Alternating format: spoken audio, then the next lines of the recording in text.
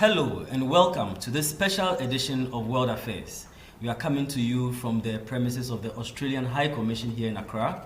Very privileged to be hosted by the Australian High Commissioner to Ghana, High Commissioner Andrew Banks, who has joined us for this very special edition of World Affairs, Time with the Ambassador. This is a series we've been doing, trying to link the diplomatic community to the public by the media, through the media platform. And so this is one of the series in this particular segment of World Affairs. High Commissioner Andrew Banks, thank you very much for granting us this interview. It's a real great pleasure to have you on. Thank you very much for having me. It's wonderful to be on the program. Right, and I'm just trying to make sure that I get your name right. Is it Barnes or Barnes? Barnes. Barnes. And there is in fact a Barnes Road here in Accra. Do you know that? I did not. That's a very... right down in downtown. Okay, yes. Great coincidence. Yes. Right. Okay, so first of all, we're going to start out by asking you how your time in Ghana has been so far. It's been very interesting. I've been here for about 20 months now, and I've enjoyed every moment of it. I've met a huge number of really interesting people, local Ghanaians and some of the international community, the diplomatic community, and it's certainly a stimulating and exciting time to be in Ghana. I was here for the elections that took place in early December, just over a year ago, and so it was an exciting time to be here watching the election campaign, and then also see how the first 12 months of the new government's gone. Okay. Yeah. Do you have any favorite experiences, favorite places you hang out? Have you tried some Ghanaian food? Which of them is your favorite? Yes. I enjoy going down to Jamestown a lot. Okay. Jamestown, I think, encapsulates the early days of Accra, the city, and the capital, around the fort and the lighthouse, the fishing village, and some of the old architecture there is wonderful. And I think it's a great thing for Ghana that the old buildings down there are still preserved. My family and I, we enjoy going to the Jamestown Cafe in Jamestown, and the owner there is a good friend of mine, Joe Ado, who's an architect, and he has a real passion for trying to preserve the old Accra, the old Jamestown, and so it's a lovely place to go and hang out and soak up some of the real feeling of where the local people are. Okay, I'll try to check it out myself. Yes, you must do. Yeah. Tried any Ghanaian food so far? Yes. Which is your favorite?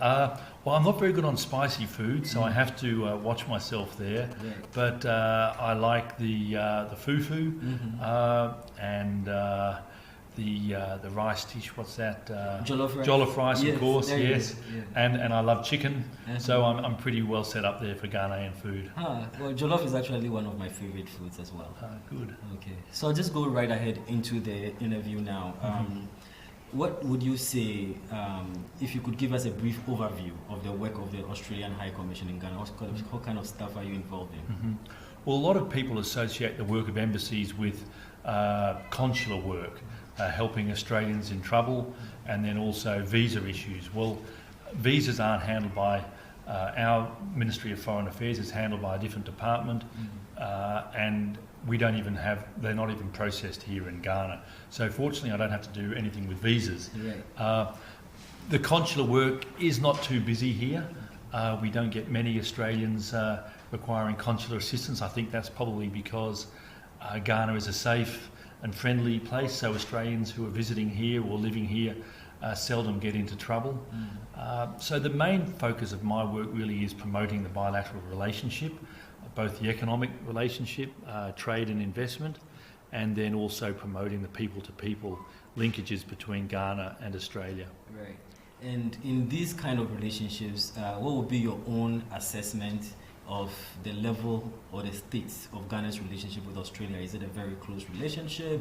Is it a further? Are there huge investments? What is the nature of that relationship? What is your assessment of the level of bilateral relationship between both? Well, I think we have a very good relationship with Ghana. We've had a long diplomatic relationship with Ghana. We were one of the first countries to recognise Ghana's independence in 1957, and we opened a High Commission here, or an embassy here, in 1958, within a few months of independence.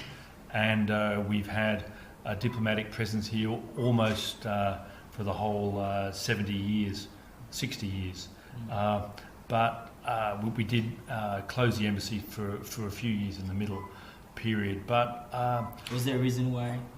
Well, I think it was at a time of cost cutting in Australia. The government was really trying to find savings everywhere, and so the foreign ministries around the world, not just from Australia but everywhere, are an easy target for governments to try and save some money. Yeah. So we did close here for a few years, but we reopened again in 2004, and we've had quite a strong presence here in West Africa, now based in Ghana. So the people-to-people links are very strong. We've had, there are quite a large diaspora of Ghanaians living in Australia, particularly in Perth, and they continue to come back and forward between the two countries. Their children return often, and we enjoy catching up with them when they do come here, and I think they give back to Ghana a great deal as well.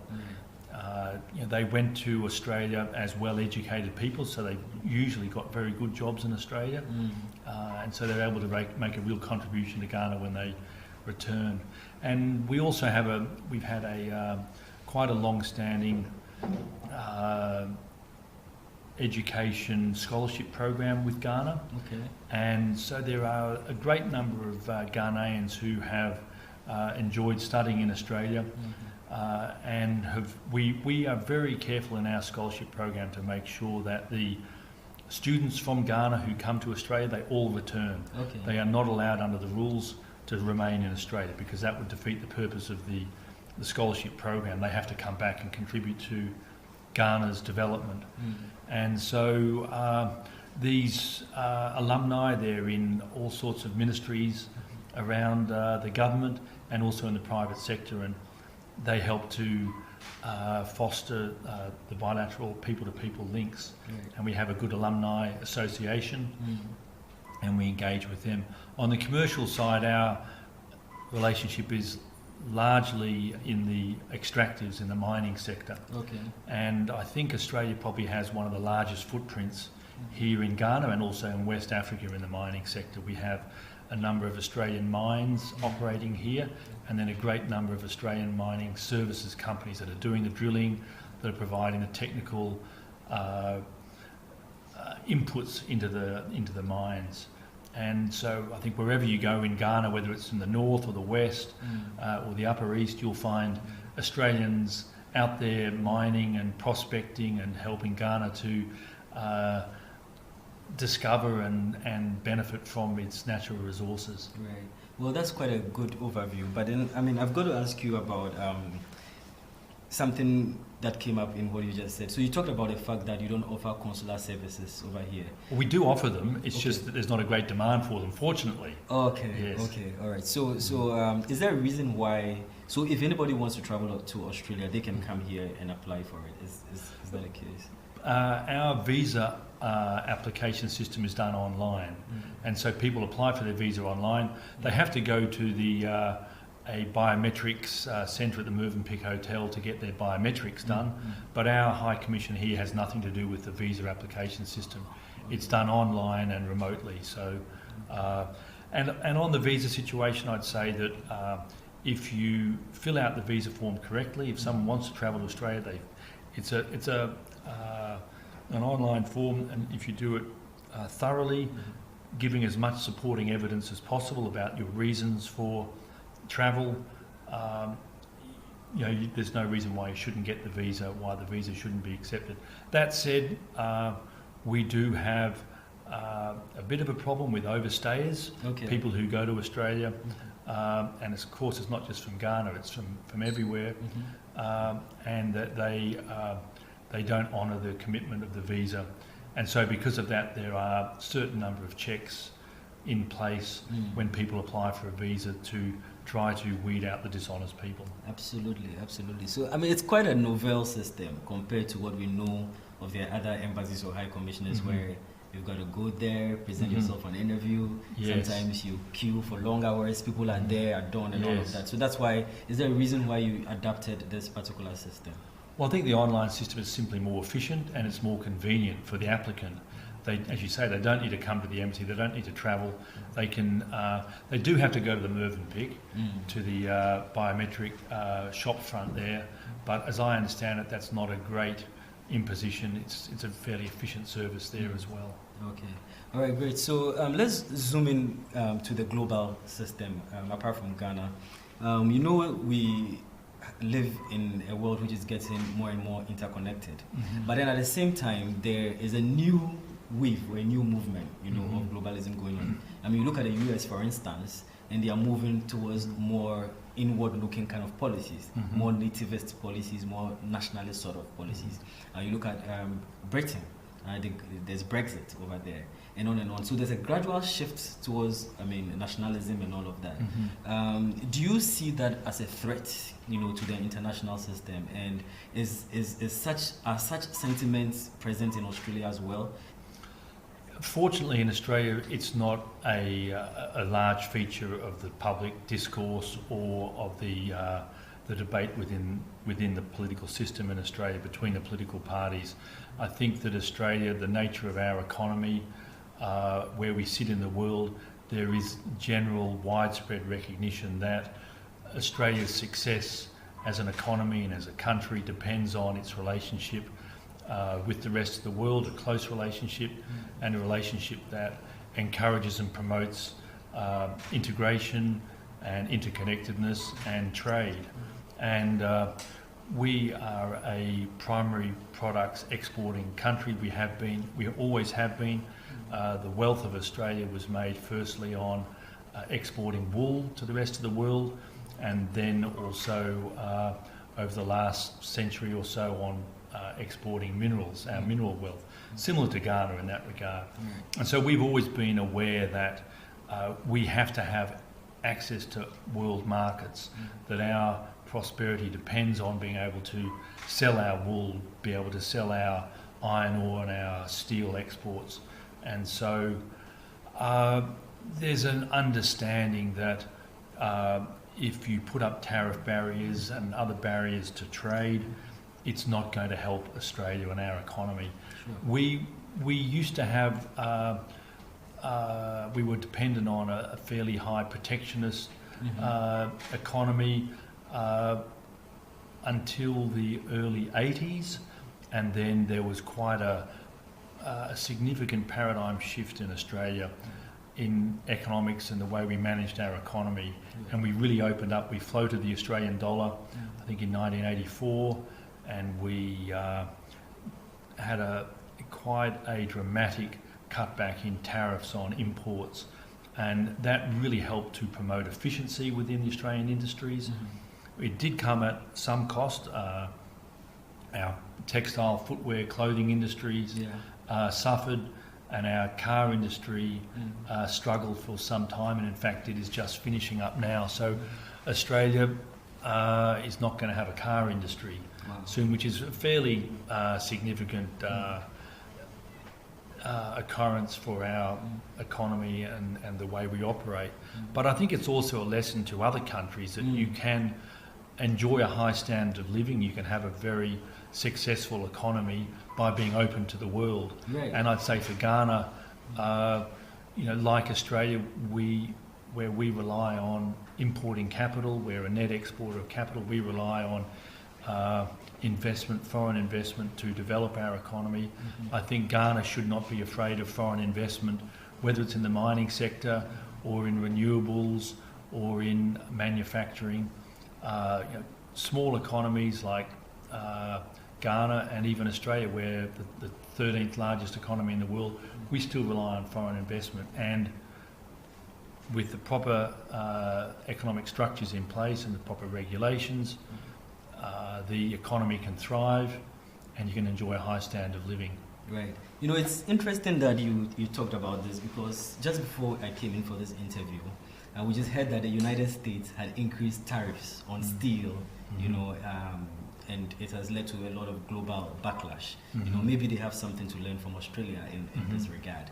But then we'll come back to the national politics or Ghana-Australia relations. And there's a question that I know my listeners will not forgive me for if I didn't ask you, And this question has to do with the whole concept of Twitter diplomacy or digital diplomacy, and then its relationship with certain other sectors of our development. So I guess you know what is coming. Yes. But recently, you know, you tweeted a photo, you know, of a place around the Australian High Commission, which was engulfed in filth. You thought it wasn't the best. You complained about it. You put a photo up, and then it was all over Twitter. Yes. And then there was a lot of reaction, a lot of backlash. The minister had to send in people to clean it and all of that. So I mean, that is a bit atypical, you know, of what we see of diplomats, and quite a bold move to make. Can you tell us about that? Well, yeah, I think the interest that it generated does reflect the interest and concern by your average Ghanaian with the society and with the environment in which they live. But for the record, my tweet simply said I would encourage the local authorities to try to help clean up Accra so that they can meet the President's pledge to make Accra the cleanest city in Africa by 2020. So I wasn't criticising anyone, I was simply just putting it out there to encourage people that you know, the President's made this commitment, and I'm fully behind it. I think it's wonderful that he's is taking an interest in the environment and is trying to make Ghana a cleaner country. So I was just really putting it out there and saying encourage the local authorities to clean it up. But as I say, it really seemed to have struck a chord with people, and I certainly didn't mean that I wanted the area around the High Commission cleaned up. It was a general comment about some of the rubbish that's lying around Accra and the need to clean up. And I note, I think tomorrow the Accra City Council has announced that it's a clean-up day. Okay. So I don't know whether I can claim any credit for that, but it's interesting that there certainly is a momentum building in this regard, and I think people are starting to realise that they just can't sit around and go on in the old ways. They can't keep buying and consuming plastics and just throwing it away. There've got to be proper regulations and structures in place. There's got to be improvements in the rubbish collection systems and the waste disposal, the recycling, and probably the most obvious one is the really strong imperative to ban plastic bags. You know, Rwanda's done it, Kenya's done it, Morocco's done it.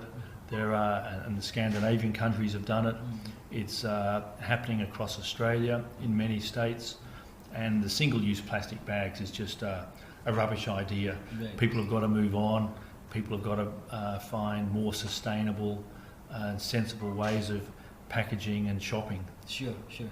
But it's something I feel very passionate about, as you can probably guess, and also we have banned the use of single-use water bottles in our High Commission here, and also banned the use of plastic cups. I know quite a few of the other embassies are following suit, and the British Foreign Office, I saw just a few days ago, also made the announcement they are banning water bottles in their, single-use plastic water bottles in their foreign ministry in the UK, and they're going to push that out to their embassies around the world. So I hope that Ghana picks up some momentum in that regard as well. Right. I mean, I can tell you that you definitely touched a chord, and you spoke for a lot of Ghanaians. I mean, sanitation is a really, really huge issue. So you're not alone in that concern. I can tell you that for sure. So two things from here. The issue of sanitation and environment, banning plastics, and then the whole idea of you using Twitter, to engage in diplomacy. I find that really novel and interesting, because technology is featuring in our lives in so many ways. So Hillary Clinton used to use Twitter a lot when she was foreign secretary. She started the whole idea of social media diplomacy and all of that. So I really find that quite interesting. So two follow-up questions on this. Well, let me do the sanitation bit first, then we'll do the technology. So in terms of banning of plastic and all of that, is that something that you will encourage Ghana to do, and how do you see us implementing something like this? Certainly not for me as a foreign diplomat, as a guest in your country, to tell the Ghanaian government what to do and what it should be doing. I'm not going to do that. And I think that was the some of the controversy that my tweet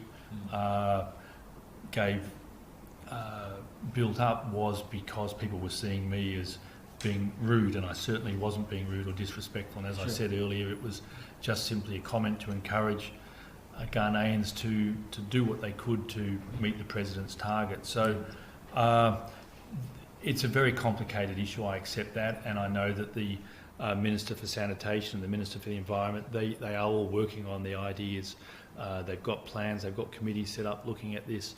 So I'm not going to venture any advice to them. I think they got it well in hand, and I just encourage them to keep going as fast as they can, because really the planet is running out of time.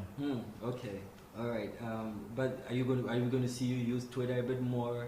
Do you see social media or technology playing a role in diplomacy and international relations? Yeah, I think certainly it is. It's playing a role in everyone's lives, in every facet of their lives, particularly when I look at my teenage daughters.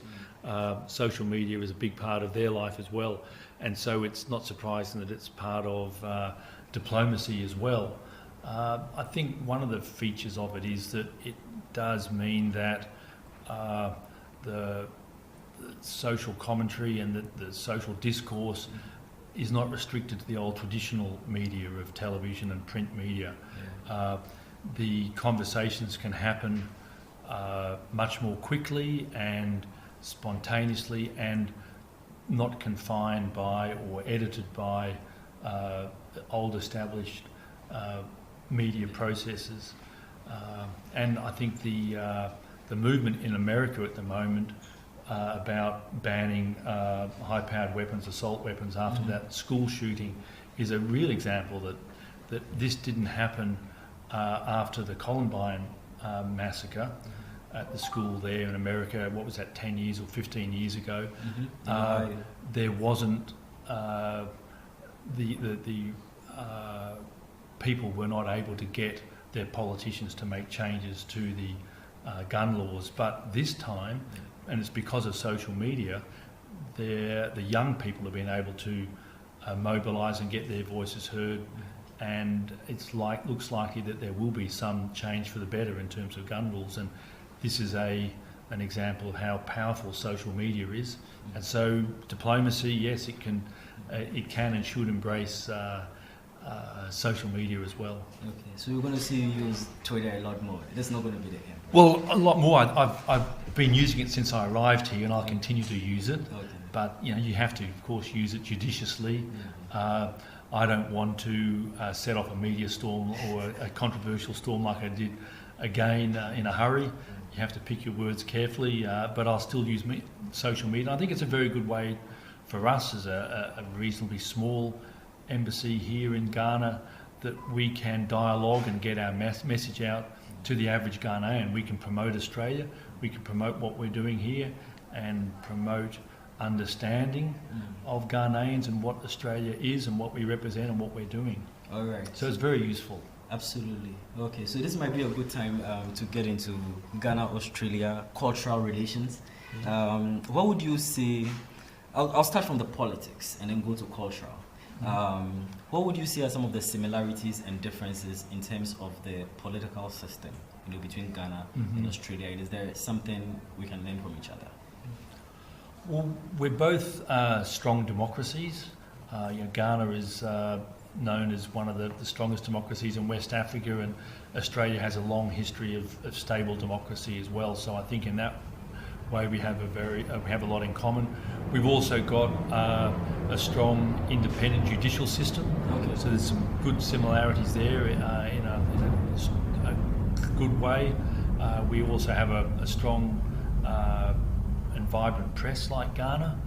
The Fourth Estate is very good and very important, I think, for a good, well-functioning democracy. So, there are some similarities. I think probably we are quite strong in our governance in Australia in terms of scrutiny of our politicians and our public sector.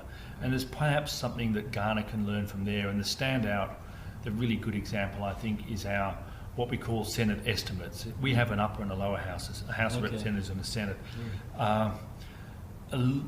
based broadly on the UK House of Commons and the House of Lords, but our Senate has more power than the House of Lords. And within our Senate we have a committee system that looks at in great detail in the work of the ministers and their ministries. Sure. And twice a year we have what's called Senate estimates, and the committees there will invite the minister and his senior officials to come along, and it'll go for 1 or 2 or 3 days of in-depth questioning. Wow. And the minister and his staff are held up to really tight scrutiny there on not just on their policies and whether their policies stand up to scrutiny, but also and particularly on the way money is spent. And they will go down into very small detail, the people who are questioning the public servants and the minister, about how they've spent their money, whether it's accounted for, whether it's been spent correctly. And there's really little chance, little scope for public servants or ministers to abuse their positions and to waste money. There is an enormous amount of tight scrutiny, and I think probably that would be a good thing for Ghana to look at adopting as well. Would you say that is because of would you call that a parliamentary system? Is that what you operate then? Yes, it's a parliamentary system. Yeah. So do you think this is as a result of the parliamentary system of governance, or not necessarily? It's just something that we could actually just implement here in Ghana or learn from in that way? Does it have anything to do with the peculiarity of the parliamentary system? No, I don't think it needs to have a special parliamentary set up at all. I think it could be very easily replicated here in Ghana, and I'd be very happy to share details about how it operates in Australia with anyone here from Ghana, from the parliamentary party or the opposition parties, to learn about it. Yes. Okay. What about the other way around? Have you seen anything about our politics here in Ghana, presidential campaigns, or anything that you think Australia could learn from, probably?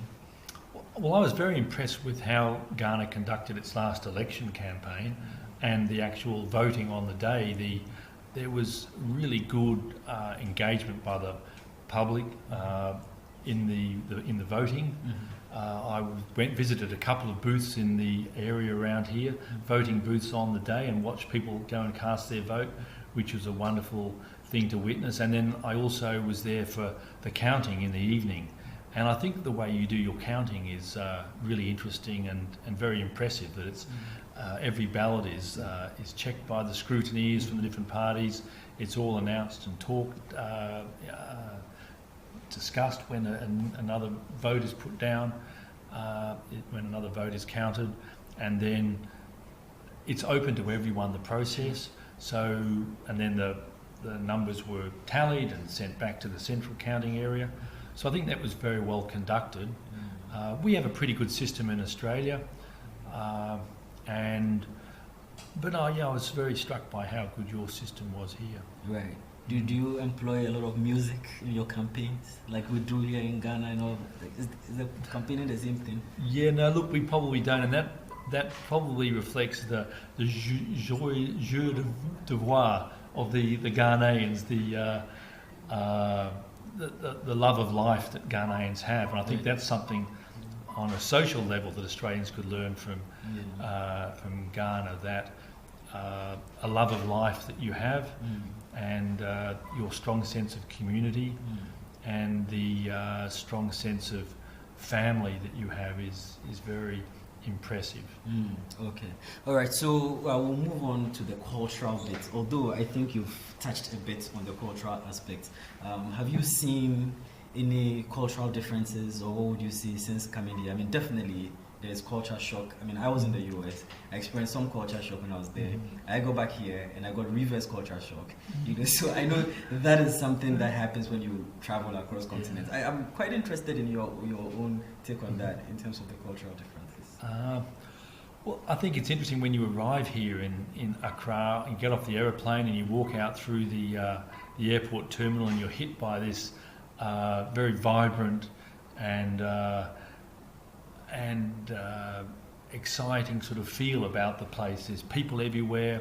It's not unruly and it's not threatening, but there's certainly a dynamism and an excitement as you step outside of the airport that's quite enthralling, really. Right. It's quite exciting to be part of, and that I think carries on around Ghana. And I think probably one of my strongest senses of this is when I visited Makola Market. Oh, you did? Yeah, that's it's a wonderful thing to do. I really enjoy going there. It's fascinating, and the friendliness and the relaxed atmosphere there is good. And you know, I might wander around there and be one of the few white faces in the crowd, but no one cares less. Yeah. No one's hassling me, and you can go about your business and enjoy the sights and the scenes and the smells, Right. Without being bothered by anyone. It's really quite a wonderful experience. Oh, that's quite interesting that you did that. Very bold on your part,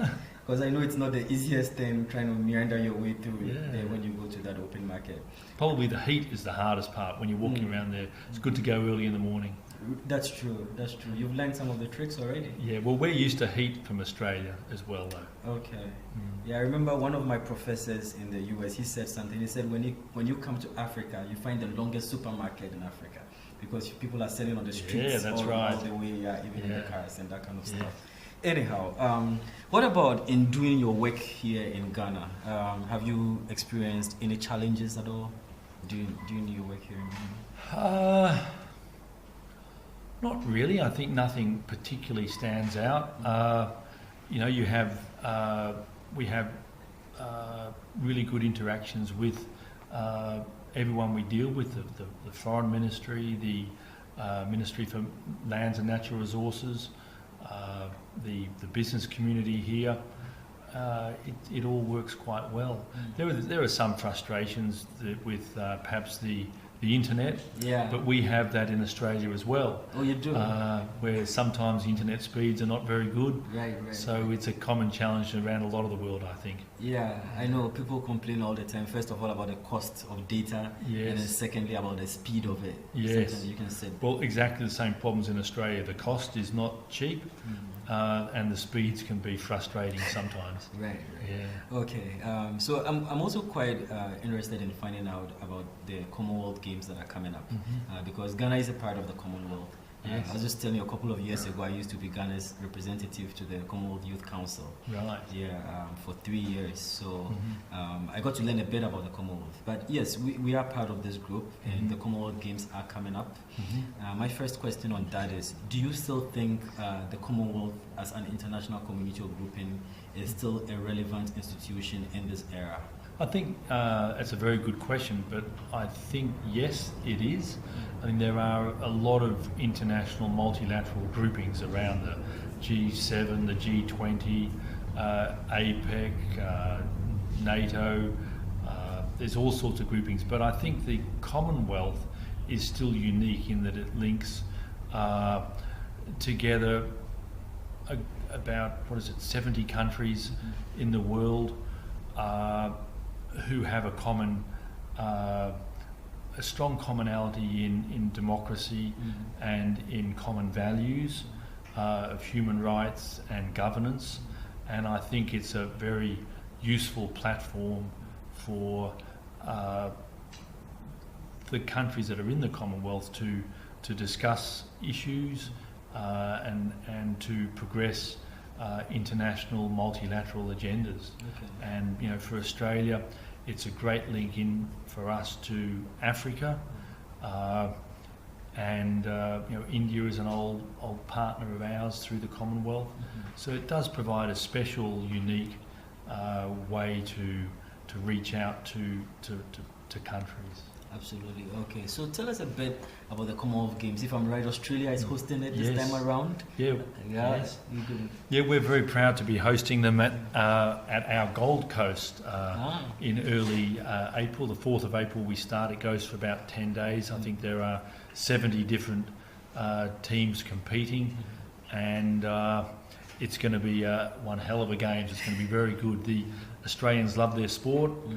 We're good at it, and we're also a very friendly and welcoming country. So I think for all the teams who go to Australia for the games, they'll have a really wonderful experience. And it's an interesting synergy from Ghana's Gold Coast to Australia's Gold Coast. Yeah. Is that a region in Australia, the Gold Coast, or is it a city, or what is it? It's a city that's just south of Brisbane in Queensland. So it's known for the beautiful beaches, and I think that's why it's called the Gold Coast, because the sands on the beach are so golden, the water is so blue. It is really quite a special place in Australia. Do you have gold there? Well, yeah, we are one of the largest gold exporters in the world, gold producers in the world, Australia, but it doesn't come from the Gold Coast. Most of it comes from Western Australia. Western Australia, okay. All right, so back to the kind of work that you do in Ghana. There are a lot of Ghanaians who I'm sure are interested in going to Australia to study or just to engage in business or investment opportunities. What are some of the opportunities available for either Ghanaian students who want to go there to study, people who want to go there to work or engage in business, bilateral relationships, and how does the embassy help to facilitate stuff like that? Australia has one of the best tertiary education systems in the world. We have a large number of universities that are ranked in the top 100 in the world, and so any Ghanaian student going to Australia will receive a world-class education. So we welcome foreign students, and foreign students are an important part of our university, of our tertiary education sector. We run a scholarship program here for Ghanaians to go and study in Australia. It's not large, but we think it's one of the best scholarship programs that is offered to Ghanaians. We do very good and rigorous selection of applicants, and then we have a very good pre-departure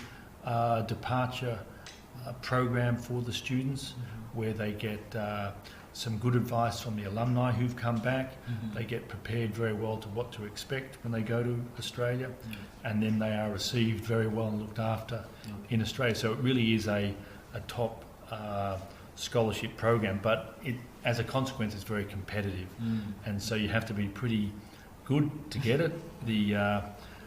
It's advertised on our website, so if anyone wants to look at that, go to our website and see what's offered there, see how to apply for it. But it's a very good scholarship program. Apart from scholarships, people can still go to Australia and pay tuition fees. They're not cheap in Australia, but one big advantage I think for students going to Australia is that they are allowed to work part-time while they're studying, and wages in Australia are quite good, and so a fair bit of your living costs can be offset while you're in the country doing your study. What about other business and trade opportunities between Ghana and Australia? Well, we'd like to see a lot more going on. We are very strong, as I said earlier, in the mining sector. There are a lot of Australian companies that have come over here and are doing prospecting, exploring, and then also developing the mineral wealth of Ghana. So I think there's a lot of opportunity there for Ghanaians to link up with Australian companies. You know, our companies are listed on the stock market, so if a Ghanaian wants to get into the mining sector, if they can't set up their own company, they can find an Australian company that's going well here and invest in their shares. But the Australian companies also, I think here, really do offer a lot for Ghana. They are serious investors, and they have good standards in local hire, local procurement, occupational health and safety. They look after the environment. So I think Australian companies have a very good reputation here. They're not coming here ripping out the resources and going away. They're paying royalties, they're paying their taxes, they're helping to educate the Ghanaian graduates in the, for example, from the School of Mines in Tarkwa. We have quite a good relationship with that. Okay. And our companies employ a lot of the graduates from there. Okay. And then also at the lower skill level, the companies employ a lot of Ghanaians, and most of the Australian companies here only have 2 or 3 Australians, and then the rest are local hired, partly because it makes economic sense. It's not sensible to fly an Australian over here, pay him a lot of money to do a job that a Ghanaian can do. So the local hire is quite a strong phenomenon of the Australian companies operating here. Right. Well, that's good to hear, because it's been a major complaint. You know, people complain about foreign workers coming in here and then taking the money back and all that kind of stuff. So that's good to hear. The final phase of questions. When you look at... Can I just go back to that? Sure. We have... our mining companies have been here for decades. Okay. And a lot, or quite a number of Ghanaians who've been trained up by the Australian mining companies here become really expert in their fields. Okay. Many of them go to Australia and then work in specialist mining positions, and even then train up Australians, because the mining that's done here is quite technical and quite skillful, and so the Ghanaians themselves are learning some really good mining technologies, which then they use back in Australia. And also our Australian mining companies, they're working in next door in Burkina Faso, Mali, Cote d'Ivoire, and Ghanaians are being employed by Australian companies working in these countries, and even in Tanzania I've heard of quite a few Ghanaians who've gone off and worked for mining companies there after working for an Australian company here. So the skills that they develop here through the Australian companies gets exported. Well, that's a really good example of what can happen, you know, when countries collaborate, you know, or relate very well, because then there is a symbiotic exchange of skill, you know, knowledge, which then helps to improve both sectors. So it's a two-way flow of information instead of a one-way, you know, kind of flow. So. And under our scholarship program, one of the priority sectors is in the extractives, is in the mining field, and the Ghanaian students on the scholarships to Australia, they get to go to our School of Mines in Queensland and in Perth, and these are really top-notch mining universities, and the Ghanaian students on the scholarships get trained up and then come back here and take leading positions in the mining sector here in Ghana. Wow. So I mean, that leads me to something. Do you then get concerned when you hear about galamsey or small-scale mining and how that is destroying the community? Is that something that concerns you, and how do you think we can address that? Yeah, I think certainly the galamsey issue is a huge one for Ghana, and I'd compliment the government for its work on that, and the Minister for Mines and Natural Resources, the Honourable J.P. Amawu, has done a fantastic job on that. I think they've stopped the water dredging that was destroying the waterways, and they've taken out of commission a large number of the heavy diggers that were supposedly doing small-scale mining, but they obviously weren't, that were contributing to so much of the land degradation, damaging the cocoa farms.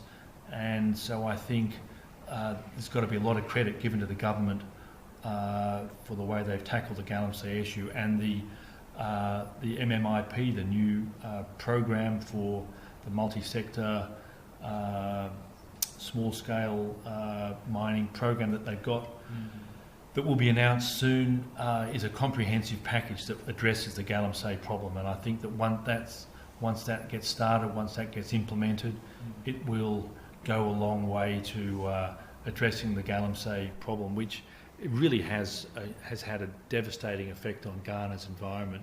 And there was really no option but for the government to seize the reins and to really go in hard and try and solve the problem. But on the other hand, the small-scale miners, the legitimate ones, have a very important role in Ghana's economy, and we've been working with the Association of Small-Scale Miners here in Ghana to help them to promote their organisation and the small-scale miners' legitimate interests and livelihoods that they depend on. 800,000 small-scale miners directly employed, 1.5 million people's jobs relying downstream on the small-scale sector. So that cannot be ignored, and any solution to the galamsey problem has to really work with the small-scale miners. Sure. Two quick ones. I know you said one of the things that Ghana can learn from Australia is in terms of accountability, and that's true. That lies at the heart of democracy, holding public officials accountable, scrutiny. I mean, that's the advantage of engaging in a democratic form of government. And we've just appointed a special prosecutor. Hopefully that will help in the fight against corruption. But from your own observation of our political scene in Ghana, I know sometimes we see the diplomatic community in parliament at the top, when they're giving the State of the Nation address, and you probably follow a lot of what is happening here. Before we leave, are there other areas that you think we should be improving, any gaps, or how can we further entrench democratic practice, here in Ghana and probably even across Africa? Well, I'd say to you as a journalist that a strong fourth estate is critical, and I think probably that Ghana's media is not tough enough. It needs to be stronger, and one thing that we do have in Australia is a very tough and independent and fearless media, and the journalists go in hard, and they are a very important part of the accountability process and keeping the ministers and the government and the senior public servants accountable and honest. And I think that probably Ghana needs to improve its media a bit more, particularly the investigative journalists. Sure. There've been some, well-known, successful, important cases of investigative journalism here in Ghana in recent years that have really been very important and good, but there could be a lot more, I think. It seems to me that the press might grab a story for a day or two and then lose interest and not follow up, and people are let off the hook that way. But I think that the appointment of the special prosecutor is a very important thing for Ghana. I think the President's made a great choice there. He's an independent person, and he's known to be tough and fearless, and non-partisan. And I think that once he starts getting underway, the signal will be sent to Ghanaians that corruption is not cost-free, that you can't engage in corrupt behaviour and expect to get away with it. I think that's going to be a very important turning point for Ghana. I think that the role of the special prosecutor will be critical for that. Very true. And I couldn't agree with you more on the role of the media. There's one American president who said, it's probably Jefferson, who said, were it left to me to choose between newspapers without a government and a government without newspapers, I would not hesitate to choose the former. So you'd rather live in a country where there was no government but there were newspapers, and that definitely speaks to the huge agenda-setting role of the media, social state-shaping role, and serving as a voice, for a lot of us. So definitely tough journalism, a lot of investigative work will help to, achieve that critical objective of the media as the fourth estate. Finally, I'm going to end with this. There are some Ghanaian artists who go to Australia, every now and again to perform, and all of that. Are you a fan of Australian music at all? Can you tell us a bit about the kind of music or how the cultural scene, what people do there for entertainment? And then Ghana as well. Have you sampled any of the music with your favorite artist and all of that? And do you have plans to engage the creative industry in Ghana, culturally, to further intercultural cooperation? Tell us a bit about that. We have a fairly strong musical pop culture in Australia. I'm a bit out of touch with it, I've got to admit, though. That's okay. I'm not as young as I once was, but there are some classic Australian rock groups that I love, like Midnight Oil and Split Ends. Some of you people might have heard of them, but some might not have, although Split Ends might be New Zealand, actually. That's okay. But, we have a pretty strong music scene there. Since I've been in Ghana, I've been exposed a bit to your high life music, which I like very well, and I've had the pleasure and the honour to get to know Kojo Antwi quite well. Oh, you have? I've been to one of his concerts, and he's been a guest here a few times. Beautiful. And he's a lovely man, a real gentleman. Yeah. And I think he epitomises a lot about what Ghana is. It's friendly, it's warm, and he is such a great ambassador for Ghana, and I love his music very much. And in fact, there's an Australian Ghanaian who's visiting here at the moment called Afro Moses, who is an old friend of Kojo Antwi's, and he plays a mixture of Western and Ghanaian music, and he's extremely clever. So I do love the music scene here, and I hope to see a lot more of it in the coming years. Absolutely. Kojo Antwi is really good. Yes, certainly. Yeah. So what do ambassadors do to relax, your hobbies? Well, I do a little bit of swimming, a little bit of running, and tennis, and I've actually played hockey here with a local hockey team down at the hockey stadium. I think they're called the Real Ambassadors, and they're a great bunch of guys. The Real Ambassadors. They've been around for a long while. Some of them used to play for Ghana's national hockey team, and they still travel overseas to Masters events, South Africa, and I think they're heading off to Spain in a few months. So I enjoy going down to the hockey pitch and chatting with them, and my daughters play hockey here a bit too. With the local teams, and we've been thrilled to get to know the Ghanaian women's hockey team who are going to Australia for the Commonwealth Games. First time a Ghanaian hockey team is qualified for the Games. Historic. Yes, very historic. There's a lot to see and do here, and I do enjoy it very much. Yeah, you just mentioned your daughter. Can you tell us a bit about your family?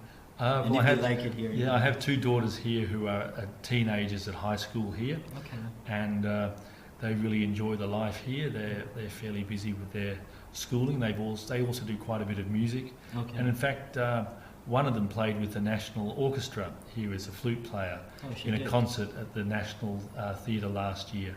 So that was a great thrill and an opportunity and a privilege for her to do that. But they do enjoy Ghana very much too. They like getting out exploring the castle, down at Cape Coast or up to Vlee Falls. So it's a lot to offer and see here in Ghana. I mean, that makes me... Did you always want to be an ambassador? How did you get into this role? A bit about yourself and how you got to this stage. I don't know whether I always wanted to be an ambassador. I was always interested in international relations and interested in history and politics and the world. So perhaps from those interests, it's natural that you'd end up working in an embassy. And so, it's a very privileged position to be in here as an ambassador. And I think, growing up, I was always following world affairs. I went to Kenya as a child. That was my first experience in Africa. Just on a holiday. But I think the whole world has always interested me, so it's wonderful to be in this part of the world in West Africa. Right. High Commissioner Andrew Burns, thank you very much for being on World Affairs and coming on time with the ambassador. I must say, I really enjoyed the conversation. You were a very lively person. I didn't feel too much intimidated, so it was great to have this conversation with you. And we hope to keep in touch, promoting intercultural relationships, works of the embassy here in Ghana, and also involvement of the media in the work that you do. So we hope to keep in touch. Yeah, it's a pleasure to be on the program. Thank you very much. All right, thanks for coming on once again. All right. So this brings us to the end of our interview with the Australian High Commissioner to Ghana, His Excellency Andrew Burns. We've been talking a lot about Ghana-Australia relations, international politics, globalization, intercultural cooperation, and all others. It's important to learn about the work of the diplomatic community in Ghana, and our role is to serve as a link, between the public and the diplomatic community, and especially in an age of internationalization. and globalization, it's relevant for us to keep doing this in order to promote, a more peaceful world where we understand each other, and also to promote a lot of international cooperation. So thank you very much for joining us here on World Affairs. My name is Etse Sikanku. A lot of thanks to the production team as well, who have done a good job covering this. We hope that you join us again for another edition of World Affairs and Time with the Ambassador. I'm out.